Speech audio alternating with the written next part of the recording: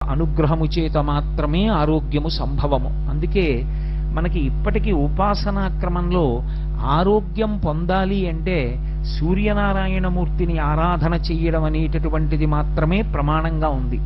సూర్యుడు విశేషమైనటువంటి ఆరాధనని కోరుకునేటటువంటి లక్షణం ఉన్నవాడు కాడు. సూర్య భగవానుని యందు ఎంతటి సౌలభ్యముతో కూడుకున్నటువంటి ఆరాధన ఉంటుంది అంటే ఆయన కేవలము నమస్కారము చేత ప్రీతి పొందుతాడు.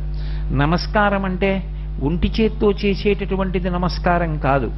రెండు చేతులు కలిపి మూర్ధన్య స్థానమును ఆ రెండు చేతులకి కలిపి తాటించి ఆయన వంక తిరిగి వంగి నమస్కరించినంత మాత్రం చేత అనుగ్రహిస్తాడు. పైగా సూర్యోపాసన ఒక్కదాని యందే ఒక విశేషం ఉంది.